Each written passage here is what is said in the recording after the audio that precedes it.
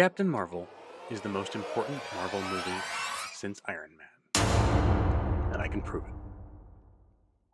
Now, lots of critics had a pretty meh reaction to the film, some of them for reasons diametrically opposed to one another. The movie's also really well paced, and it honestly breezes by without you even noticing. The pacing in Captain Marvel feels like something out of a student film. Captain Marvel's first 10 to 20 minutes are rather solid. This first act in outer space is actually not very good. There are legitimate criticisms of this imperfect movie, and if you didn't like it, I actually get that reaction, and I'm not calling you out. As a character introduction, the movie lives and dies on the question of whether or not we empathized with Captain Marvel. The movie does an incredible job at that, but it does it in a way that a lot of critics weren't looking for. They were watching for story structure and pacing and the movie's color palette, and they somehow forgot to pay enough attention to Carol Danvers. So why do we identify with a protagonist? Theodore Lips described empathy as a process of inner imitation in which we project our own self onto another. The protagonist of a film may not be the character you root for, like in Infinity War, but you do have to be able to project yourself onto them and understand their actions. If I encountered that situation or believed that thing, I'd react the same way. Much of how we empathize with the character depends on our understanding of how their history relates to their goal, and on the actions that they take in pursuing their goal. We can empathize with Thanos because he has a clear, unselfish goal and is willing to make personal sacrifices to achieve it. It's a horrible and awful goal, but we've all encountered similar situations ourselves on a different scale. One of the criticisms of this movie is that Carol's goal is unclear. It changes at places throughout the film, and it's hard to see her character revealed in what she does to pursue her goals. However, that's not the only way to reveal a character or cause empathy. Hello, Peter. What's happening? Office Space is an American classic because we so deeply recognize the situation. You can set the same sort of movie in the mundane trivialities of Aboriginal tribal life, and American audiences wouldn't get half the comedy. That's where this movie really shines for the right kind of audience. Captain Marvel wasn't made for men. Giving me orders now? Yes. And let me clarify that when I say that Captain Marvel wasn't made for men, that's not the same as saying that it isn't for men. It is. I think it's great. What I mean isn't that the movie lacks anything that men would enjoy, or that it's hostile to men, or that it has an anti-man agenda, or that it will turn men into SJW dishwashing shadows of their badass former selves. What I mean isn't that it will take anything away from men in any way, shape, or form. What I mean is that when the writers and directors were thinking about their audience, they weren't thinking about white male comic nerds in their 20s and 30s. They were thinking about women. You remember how in Winter Soldier, when they were interrogating Sitwell, and he said that one of the targets of the Hydra helicarriers was Stephen Strange? If you didn't already know who that was, that moment would have been totally lost on you. When they imagined their audience, the Russo brothers were imagining white male comic book nerds in their 20s and 30s. That was in there for them. It was a kind of coded message, a wink, an Easter egg for the right kind of fan. I loved it. I'm a white male comic book nerd, just barely still in my 30s, and I thought it was pretty darn cool. Captain Marvel wasn't made for people like me. Captain Marvel is a movie made by and for women. Men aren't in any way excluded, and they should enjoy the hell out of it like anybody else. I did. But unlike every other Marvel movie that's been made to date, this one was thinking about the ladies more than it was thinking about the guys. So, how do you write a movie for women? You give them things they can relate to. You throw in a kind of coded message, a wink, an Easter egg for the right kind of fan. Maybe men get it, maybe they don't. Captain Marvel does this with astounding deftness. The movie is constantly telling us one thing in the language of superhero cinema, presenting situations that have a particular meaning in the world of the movie, while simultaneously presenting a resonant female experience of misogyny. Just a couple of examples. Jan Rog, Carol's mentor, keeps telling her that she's too emotional. Jan Rog and the Supreme Intelligence gaslight her about her past. There's the motorcycle guy who tells her to smile.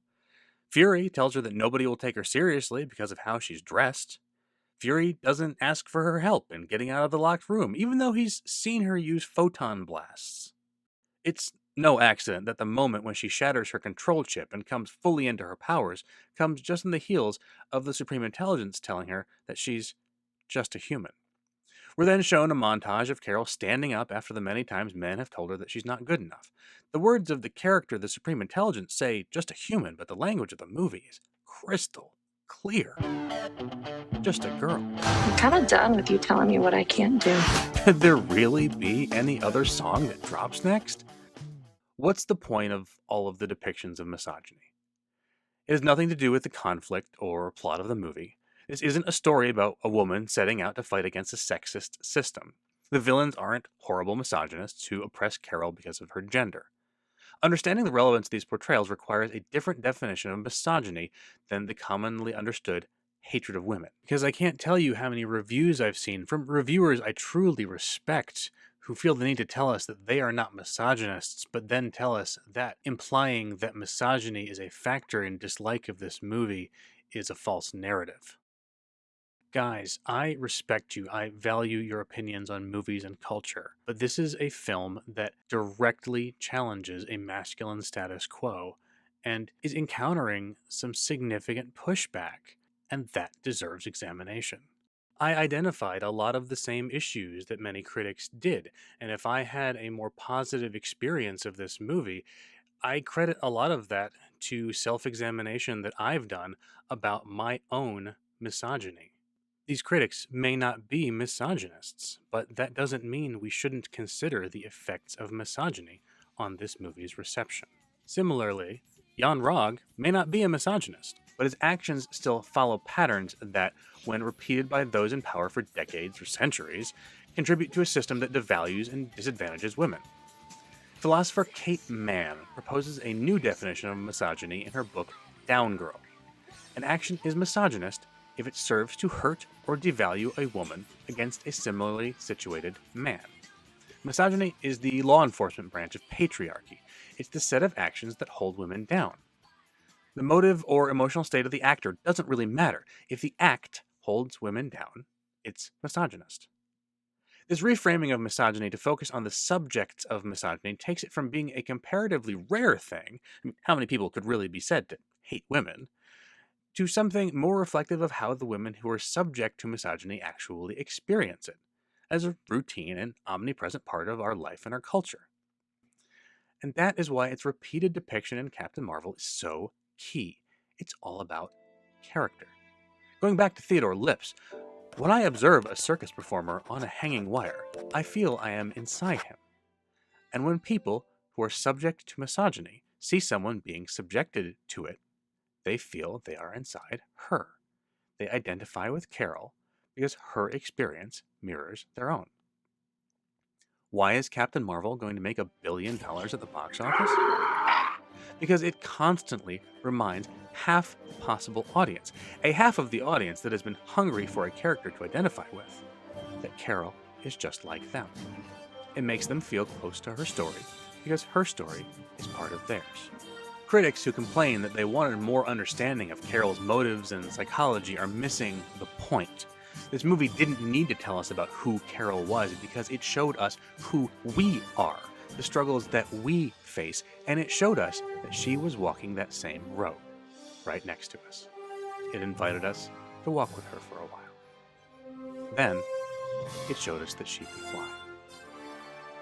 Now, from the ground, how many people are looking upward, squinting at the horizon, and thinking, higher, further, faster?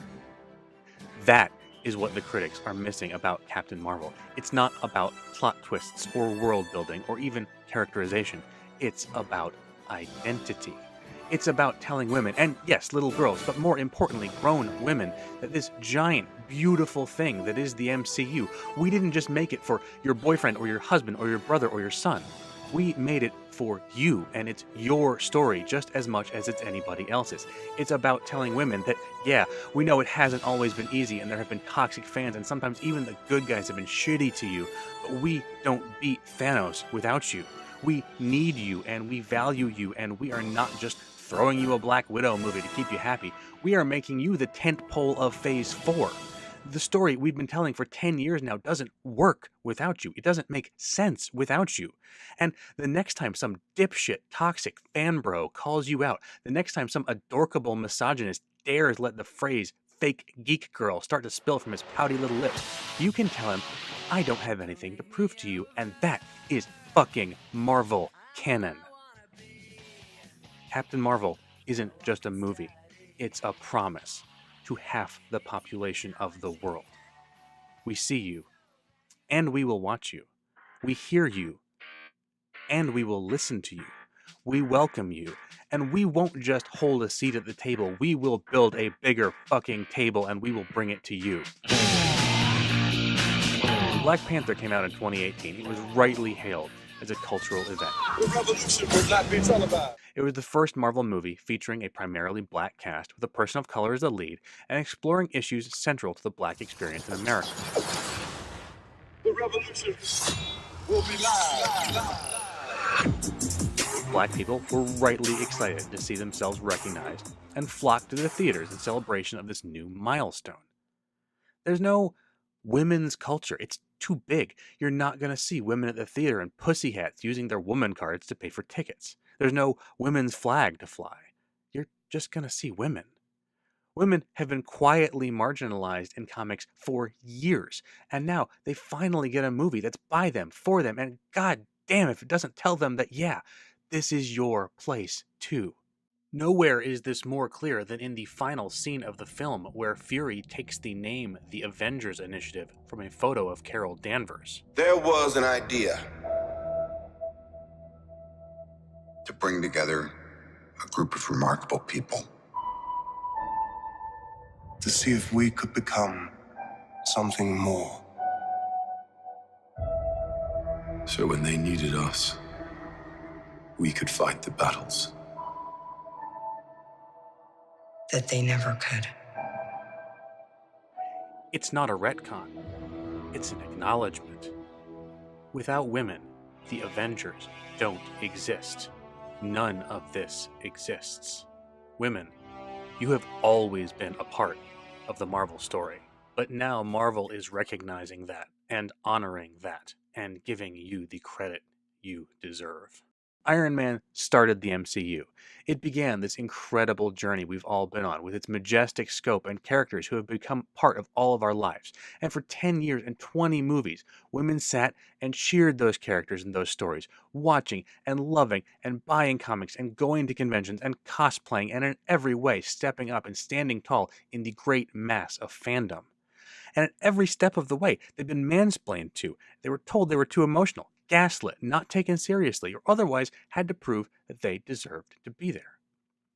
Captain Marvel promises they have nothing to prove. Whatever it takes. Knock it if you want. Say that it could have done this or should have done that. This doesn't have to be your favorite Marvel movie. But when April rolls around, see if your girlfriend doesn't already have a ticket to Endgame. And if you can prove to her that you're a real fan, the kind who wants these movies to be as big and bold and beautiful as they can be, maybe she'll even let you go with her.